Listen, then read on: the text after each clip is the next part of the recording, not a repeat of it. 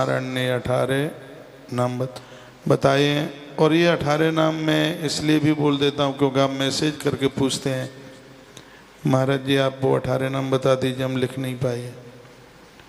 तो आप लिख लीजिए, औरों को भी बता दीजिए जो कहते हैं हमें घर में रात्रि को स्वप्न गलत आते हैं, डर लगता है, भय होता है, घर में कलह है, झगड़ा है। तो ये अष्टादश जो नाम हैं जो बड़े विशेष हैं अपने आप में, इस लोक से लेके परलोक तक इन 18 जनों को वास्तु का संपूर्ण ज्ञान जितना भी होता है वो पूरा का पूरा। तो उनके नाम एक बार पढ़े, मैं रिपीट कर रहा हूँ। लिखा है कि भृगुर अत्रि वसिष्ठस्य विश्वकर्मा मयस्तथा नारदो नग्नजेशैव विशालाक्ष पुरंदर ब्रह्मा कुमारो नंदीश सौनकागर्गएव च वासुदेवो निरुद्धश्च तथा शुक्र बृहस्पति अष्टादशेत विख्याता वास्तुशास्त्रोपदेशका संक्षेपेण उपद्यष्टम यन्मन्वे मत्स्यरूपिणा। स्वयं भगवान मत्स्य वर्णन कर रहे हैं। कहते हैं 18 महापुरुष जानते हैं वास्तु के बारे में पूरा। इनका नाम लेने से घर में दोष नहीं रहता। उनके नाम है महात्मा भृगु, महात्मा श्री अत्रि, महात्मा वशिष्ठ, श्री विश्वकर्मा भगवान, मय, देवर्षि नारद जी, नग्नजित, विशालाक्ष, पुरंदर देवराजेंद्र, एक ही नाम है। विधाता ब्रह्मा, भगवान कुमार कार्तिकेय एक ही नाम है। नंदीश्वर, महात्मा सोनक, महात्मा गर्ग, भगवान श्री कृष्ण, उनका प्रपौत्र अनिरुद्ध, दैत्य गुरु शुक्राचार्य और देव गुरु बृहस्पति, ये 18 हैं। इन्हें यदि 18 का नाम लिया जावे तो कभी भी जीवन में घर में किसी भी प्रकार की दिक्कत नहीं रह सकती, परेशानी नहीं रह सकती।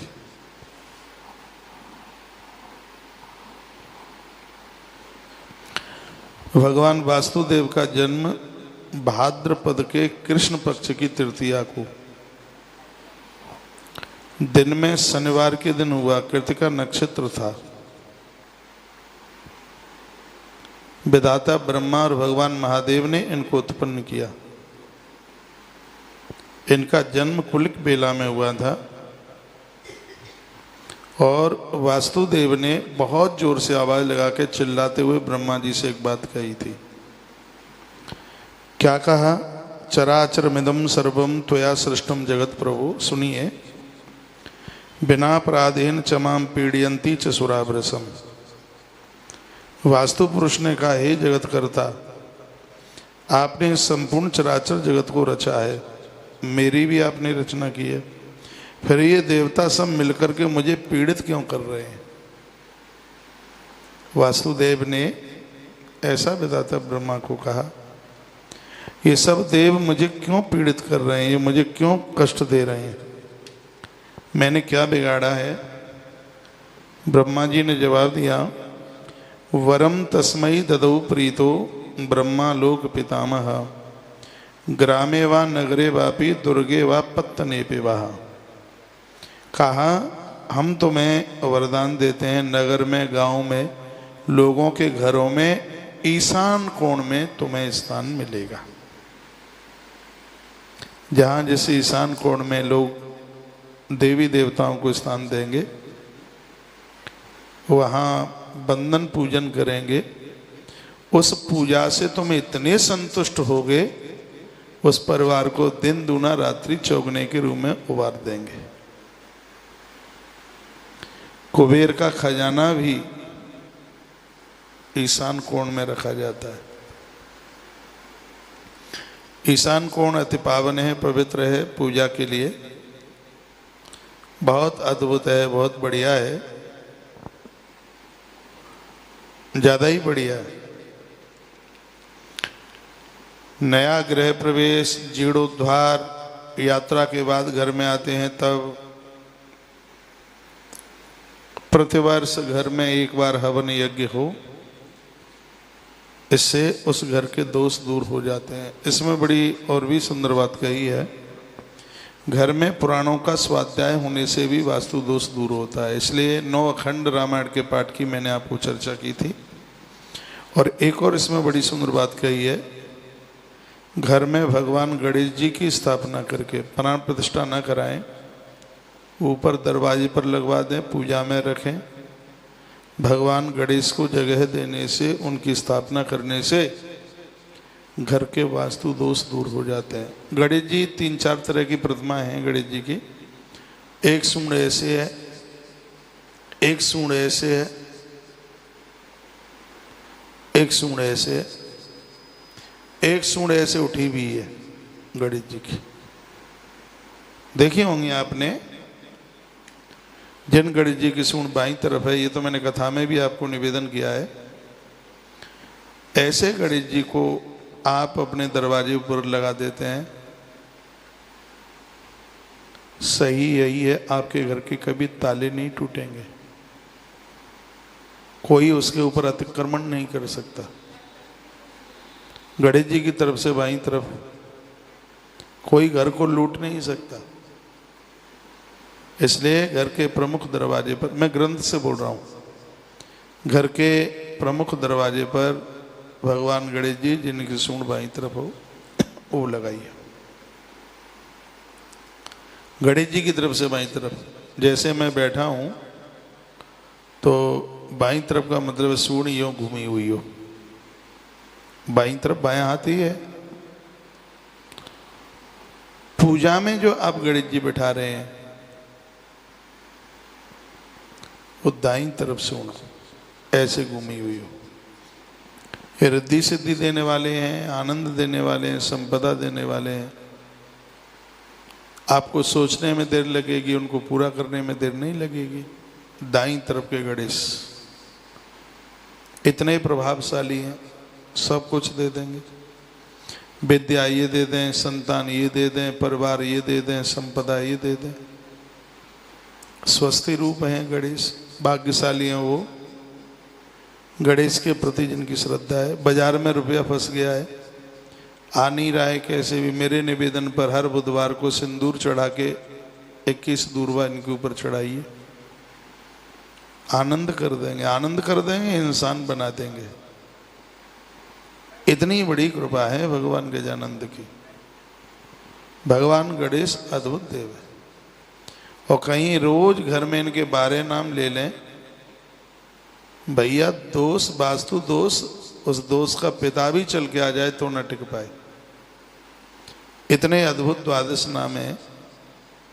सुमुख, एकदंत, कपिल, गजकर्ण, लंबोदर, विकटानन, विघ्न विनाशक, धूम्रकेत, गणाध्यक्ष, भालचंद्र, गजानन। कितनी देर लगती है नाम लेने में, आनंद हो जाएगा, आनंद। और मैंने पूर्व में भी बोला, एक बार फिर बोल रहा हूं, यह गरीबी दरिद्रता जीवन का एक बड़ा श्राप है। देवताओं की दुआ और अपने पुरुषार्थ के द्वारा, देवताओं की कृपा, महापुरुषों की दुआ और अपने पुरुषार्थ, तीनों को संगम बनाइए। देखिए आपका उत्थान कैसा होता है, आपकी तरक्की कैसे होती है, आनंद आ जाएगा, आनंद। एक बार ये आप करके देख लीजिए। एक भगवान गणेश जी की सूंड ऐसी है जो बिल्कुल सीधे है। आपके प्लॉट पर, आपके मकान पर, आपके दुकान पर किसी ने कब्जा कर रखा है और वह खाली नहीं करता, कोर्ट कचहरियों से फुर्सत नहीं मिल रही है। तो ऐसे गणेश जी हैं, शीघ्र ही सफलता दे दें, देर न लगे, ऐसी कृपा है भगवान गजानंद की। एक गणेश जी और हैं जिनकी सूंड ऊपर ऐसे उठी हुई है, देखा यूं ऐसे उठी हुई है ऊपर। ये रोगों का निवारण करने वाले हैं। हाँ, जिनकी दाहिनी तरफ है वो गणेश जी संपदा देंगे और घर में वंश वृद्धि करेंगे। बाईं तरफ वाले दुश्मनों का नाश कर देंगे। जिनकी एकदम सीधी है सूंड, आपकी संपदा की दुर्गति नहीं होने देंगे। फालतू में मुझे बहुत लोगों ने पूछा, कहा महाराज जी बेटा पूरा पैसा शराब में उड़ा देता है, जुए में ख़त्म कर देता है। तो मैंने उन्हें निवेदन किया था, ऐसे गणेश जी लाओ, बाजार में भी मिलेंगे, जिनकी सूंड एकदम बिल्कुल सीधी है। उन्हें घर में पूजिए, पंचामृत से नलाइए, उन्हें मोदक का भोग लगाइए, दूर्वा चढ़ाइए और उनका चमत्कार देखिए, प्रभात देखिए, कमाल कर देंगे। ऐसे गणेश हैं जिनकी सूंड है यूं एकदम बिल्कुल ऐसे। आपकी जानकारी में कोई ऐसा हो जिसको क्षय रोग है, कुष्ठ रोग है, खतरनाक बीमारी है, लोग घृणा करते हैं। आपके अंदाजे में यदि कोई ऐसा है, कोई दिक्कत है, कोई परेशानी है, और ये सब चीज़ें इन्फेक्शन के द्वारा भी हो जाती हैं, इसलिए मनुष्य से घृणा ना करें। ये किसी को भी हो सकता है, उसके मददगार बनिए, उनकी हेल्प कीजिए। और मैं उस समाज से बड़ा दुखी होता हूँ, अपने लोग अपनों का अपमान करते हैं।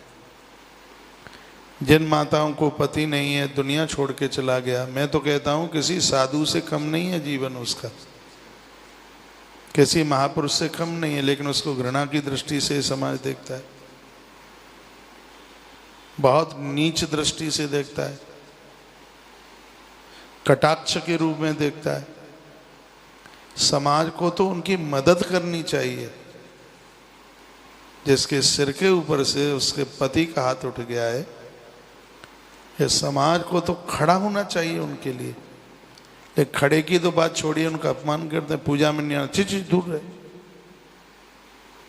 मैंने ये तो नहीं कहीं पढ़ा देखा कि जिस नारी का पति नहीं रहा वो पूजा में नहीं बैठेगी, वो आरती नहीं उतारेगी, ये मैंने आज तक नहीं कहीं पढ़ा।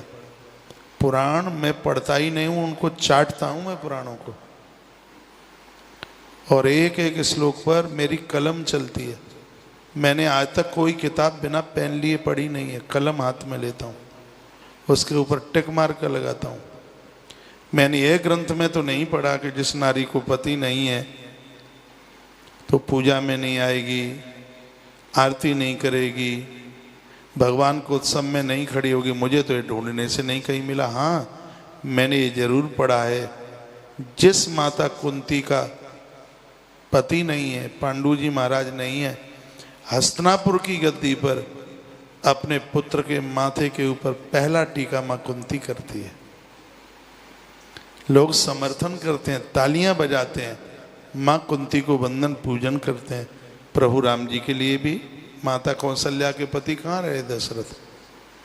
लेकिन उसकी महिमा मां कौशल्या की, हर पूजा कार्य में मां को आगे किया जाता है। इस रूढ़िवादी परंपरा से बचिए जो हमारे समाज के लिए बहुत ज्यादा घातक है।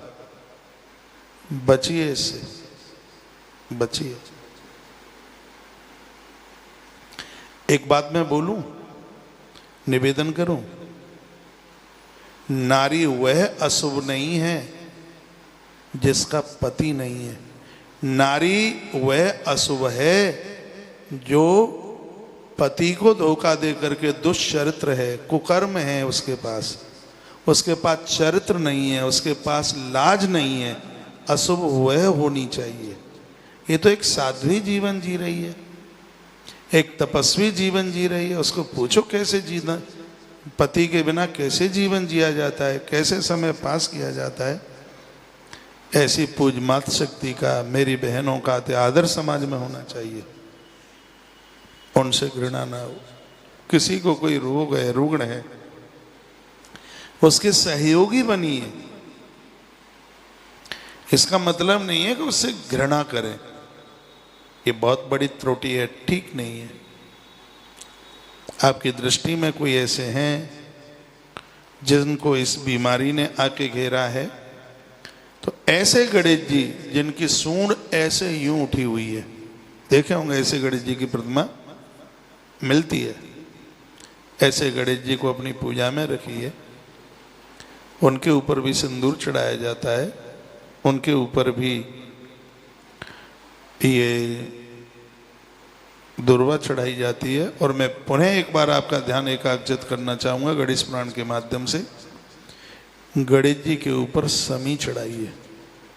ये समी पत्र आता है, यह समी रोगों का निवारण कर देती है, किसी भी प्रकार का रोग नहीं रहने देती। जिस घर में भगवान गणेश जी के ऊपर दुर्वा तो चढ़ाते ही, आप समी पत्र चढ़ाते हैं, उस घर में किसी भी प्रकार का वास्तु दोष टिक ही नहीं सकता। तो 4 तरह के जो गणेश जी की बात मैंने आपके बीच में की है, एक की सूंड बाईं तरफ, एक की दाईं तरफ, एक की सीधे, और एक गणेश जी ऐसे सूंड उठाए हुए हैं यूं। जिन घरों में ये देवीय प्रतिमा है, गणेश जी की प्रतिमा है, वहाँ किसी भी प्रकार का दोष रह नहीं सकता। एक बार पुनः रिपीट कर रहा हूँ, बाईं तरफ है ये दुश्मनों के अंदर जो कुबुद्धि भरी हुई है उसका नाश करेंगे। दाईं तरफ है ऋण मुक्त कर देंगे, वंश परंपरा को बढ़ाएंगे। जिन बहनों को संतान नहीं है, बेटा बेटियां नहीं है, ऐसे गणेश जी जिनकी सूंड दाईं तरफ है, जिनका प्लॉट, जिनका मकान किसी ने कब्जे में ले लिया है, जिनके बच्चे पैसा उड़ा रहे हैं, पैसे का नाश कर रहे हैं, जुआ खेलकर, शराब पी करके, सुन लो कान के ढपोला खोलकर, ऐसे गणेश जी को आप पूजिए, वंदन कीजिए। जिनकी सूंड ऐसे, बिल्कुल ऐसे एकदम, उन गणेश जी को पूजिए, बिल्कुल सीधे सूंड। जिनके घर में कोई रोगी है, अति बीमार है, जिस घर में से पैसा बहुत दवाई दूरी के ऊपर खर्च होता है, इतना पैसा बीमारी में खर्च होता है, मैं पहली बार बोल रहा हूँ, मुझे ग्रंथ में मिल गया। तो जिन गणेश जी की सूंड यूं ऐसे ऊपर है, उनके ऊपर दुर्वा चढ़ाइए, सिंदूर चढ़ाइए, समी पत्र जरूर चढ़ाइए। यह रोगों का नाश कर देंगे, घर को आनंद से भर देंगे, घर में आनंद ही आनंद होगा, किसी भी प्रकार की कोई कमी नहीं रहेगी। और एक बार पुनः निवेदन करूंगा, ग्रंथ के माध्यम से बोल रहा हूँ, जिस घर में ये भगवान गजानंद हैं, उस घर में किसी भी प्रकार का वास्तु दोष नहीं रहता। किसी ने प्रश्न किया है, महाराज जी घर में कबूतर आते हैं, क्या करें? कपोतका ग्रहावासे मधुनाम निलये तथा श्लोक लिखा हुआ है। घर में कौआ कबूतर का आना तो शुभ है, लेकिन उनका घोंसला बना लेना वो शुभ नहीं है। आपके घर में मधुमक्खी आती है, मधुमक्खी का आना शुभ है, लेकिन मधुमक्खी घर में आके अपना छत्ता बना ले, ये सब बातें लिखी हैं, वह शुभ नहीं है। क्या दिक्कत है? ऐसे घर के ऊपर आकाश की बिजली गिर सकती है, दीवारें टूट सकती हैं, घर में अग्नि का प्रकोप हो सकता है, आग का प्रकोप हो सकता है, प्रकोप हो सकता है। अगल बगल कोई वृक्ष है वो टूट के गिर सकता है, अगल बगल कोई पानी का बहुत बड़ा पानी रखने का एक कोई, जिसको आप टंकी के रूप में समझ लीजिए, किसी भी प्रकार से कोई भी उसमें विस्फोटक हो सकता है। तो उसमें ये आए, वहाँ वह अपना घोंसला न बनाए। बड़ी बढ़िया बढ़िया बातें लिखी हैं। पूर्व में मैंने कुछ बातों का निवेदन किया होगा। जिन घरों में ऐसा दोष है, कोई दिक्कत है, ऐसी तकलीफ है, तो भगवान गणेश को अति प्रसन्नता के साथ में आप रखिए, विराजित कीजिए।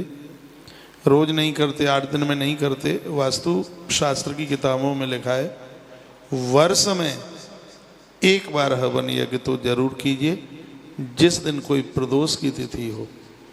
प्रदोष की पूजा करने से घर में किसी भी प्रकार का दोष नहीं रहता। ये मैंने पूर्व में निवेदन किया है। तो उस दिन हवन यज्ञ जरूर कीजिए, आपके घर में आनंद का माहौल होगा। कभी कभी होता है बच्चे इतने बुरे नहीं होते हैं, वो बाहर इतने बढ़िया होते हैं, घर में घुसते ही उनके दिमाग पर पता नहीं क्या बैठता है। तो छोटी छोटी सी बातें हैं, वो है बिल्कुल आनंद से भर देंगे। किन्हीं ने पूछा है महाराज जी गृह प्रवेश के लिए दिन कौन सा ठीक है?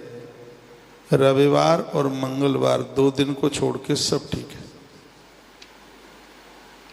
रविवार और मंगलवार, इस 2 दिन में नए घर में या घर आपने कोई खरीदा है उसमें उस दिन प्रवेश ना कीजिए। जिस दिन आपने गृह प्रवेश किया है उस दिन रात्रि को उस घर में जरूर रुकिए, उसको सूना ना छोड़ें। ये सब लिखी हैं बातें। घर में प्रवेश करने से पहले आपकी रसोई में चूल्हा जरूर पहुंचे। लिख लें, ये बात नहीं पता होगा। चूल्हा, घर प्रवेश करने से पहले उस चूल्हे पर दूध गर्म करें तो उसकी कुछ बूंदें चूल्हे की जलती हुई आग के ऊपर डालें। कुछ नए श्रोता जुड़े होंगे, मैं बोल रहा हूं भैया ये तो कट गया, तो हम काहे को बोलने में लगे हैं फिर।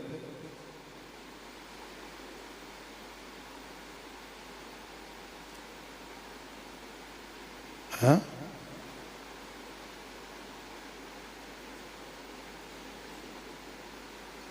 अभी अभी कटा है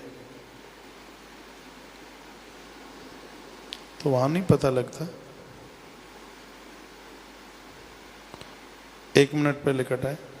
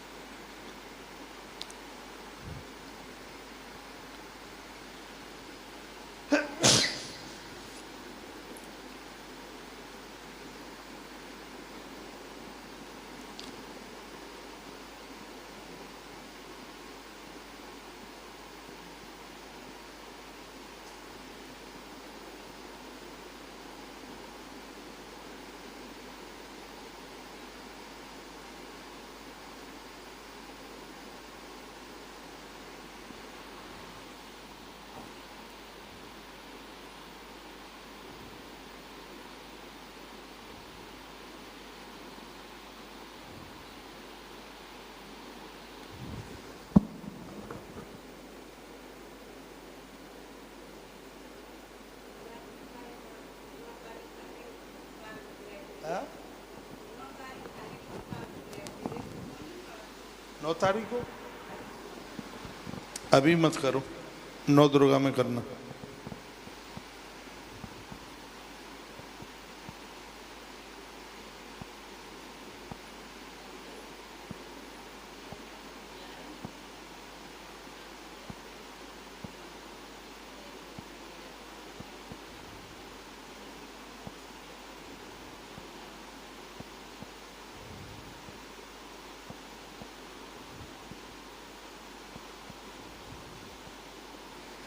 भाई कट गया है। हाँ, ऐसे कैसे कट जाता है?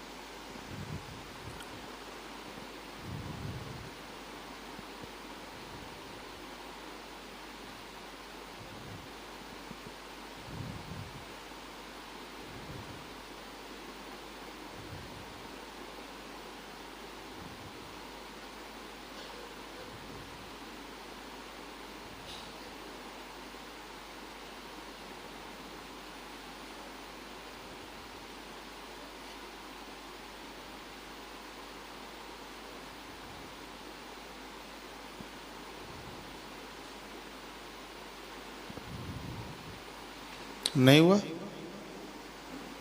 इसमें तो नहीं हुआ।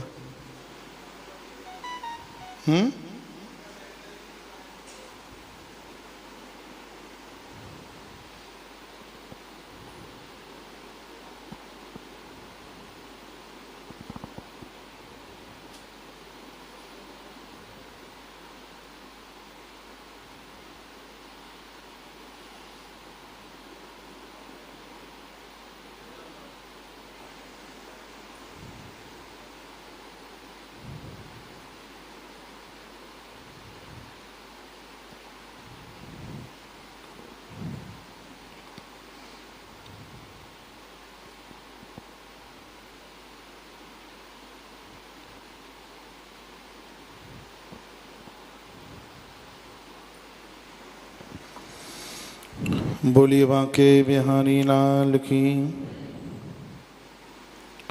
तो आप अभी सुन पा रहे थे कि आप पुराना नया जो भी गृह प्रवेश करते हैं उसमें आप मंगलवार और रविवार इन दोनों को बचा करके, दोनों दिनों को बचा करके घर में आप जाते हैं तो उसमें सबसे पहले चूल्हा, नहीं तो प्राय होता ऐसा है कि सब सामान भेज देंगे और रसोई का ही सामान नहीं होता, बगल की दुकान से खाएंगे। नए घर में प्रवेश कर रहे हैं, वो बाजार में होटल पर खा के जाओगे तो वो अशुभ है उस घर के लिए। और इसमें तो आप उस घर को चेंज कर रहे हैं, तब भी जब अपना आप सामान उठाओ किराए के पर जा रहे हो तो पहले वहाँ अपना चूल्हा रसोई दुरुस्त करके आओ, और सामान बाद में ले जाओ, पहले रसोई को ठीक ठाक करके आओ। वहाँ खाने पीने की, राशन की जो भी व्यवस्था है वह पूरा कीजिए। जिस दिन आप घर में प्रवेश कर रहे हैं आपको कहीं बाहर होटलों का ना खाना पड़े। और जिसके घर में प्रवेश करने से पूर्व उसकी रसोई ज़बरदस्त होती है, रसोई पर दूध गर्म कीजिए, रसोई पर खीर बनाइए, उसका कुछ अंश है वो चूल्हा जल रहा है उसके ऊपर थोड़ा सा डाल दीजिए। बातें तो छोटी छोटी हैं लेकिन इनका प्रभाव बड़ा ज़बरदस्त है। तो घर में किसी भी प्रकार का ये वास्तु दोष नहीं रहेगा। आज भगवान गणपति की बात सबके बीच में कही गई है, बीच में यूट्यूब चैनल कट गया तो डिस्टर्ब हो गया है, तो कल चर्चा आगे की करते हैं। ये रात्रि का प्रोग्राम आप सब देखते रहिएगा, बहुत आनंद आता है। शाम को 6 बजे कथा भागवत जी की चल रही है, सुबह 11 बजे कथा ब्रह्म पुराण की चल रही है, जिसका कल लास्ट दिन है। और आपको पहले सुना भी दिया है, जो लोग बीच में बिल्कुल कथा नहीं सुन पाए, यदि कोई भी कथा है लास्ट दिन यदि कथा सुन ली जाए तो उस कथा की पूर्णता मानी जाती है। जैसे कोई यज्ञ में आके ना पहुंच पाए, यदि पूर्णाहुति में पहुंच जाए तो उस यज्ञ में उसकी हाजिरी लगा ली जाती है। उसी प्रकार से जो पहले कथा नहीं सुन पाए हैं, यदि समापन वाले दिन यदि वो कथा सुन लेते हैं तो प्रभु दरबार में उनकी पूरी हाजिरी लग जाती है।